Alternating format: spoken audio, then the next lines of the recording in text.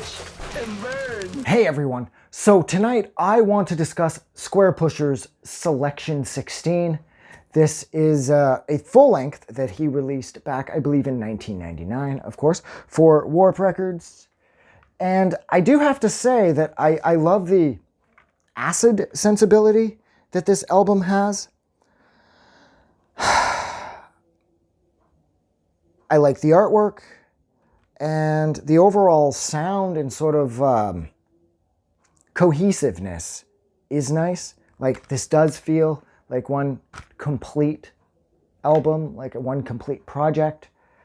But overall, outside of the only track on here I absolutely loved was Square Rave, it just feels like it comes and goes a little too easily. Like, these songs aren't like Squarepusher enough for me to be able to sort of sink my teeth in anymore. And how it feels like, I guess as odd as this sounds, it feels like Jenkinson is existing on the out and like the edges of himself with this record. Like, it's almost like he's specifically using restraint, and like there's more like a dedicated blueprint to how this record is going to sound, and it's not quite as free or as free form and sort of, or free falling as his other albums, or at least up until this point, because of course this is 1999. But in a sense, you could argue that maybe he's maturing too quickly as well. But there's something about this record that, as a complete album, it plays out beautifully.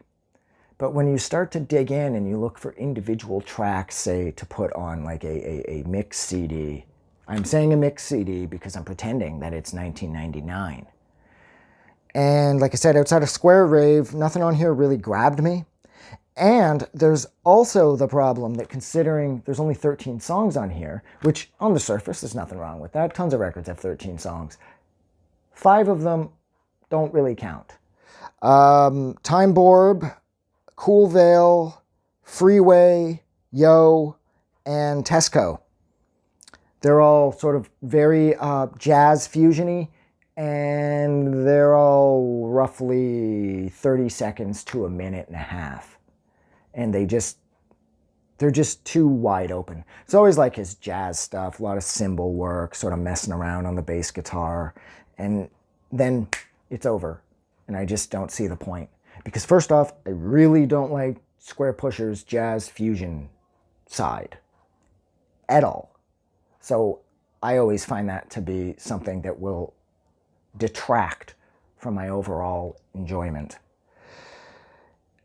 And then you toss in the fact that this record, it feels complete, but it just feels like, I don't know. I like I said at the start, I like how acidy this record gets, but I don't know. Outside of Square Rave, I just don't care. This is one of the records of his I never put on. Then you toss in the fact that there's 5 songs on there that are like pretty much nothing, so the 13 gets reduced down to 8. And then considering that I only liked 1 of the 8, that leaves 7 tracks floating around in limbo.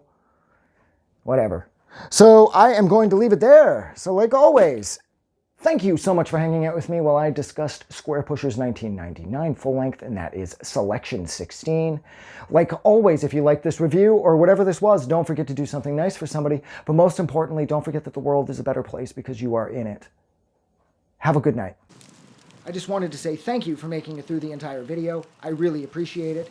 And I'm going to remind everyone one more time, even though I've probably already done this in the video that you just watched, to please click the like button as well as the subscribe button, because it helps this channel grow. And thank you for hitting like and subscribe, and we will see you guys really soon.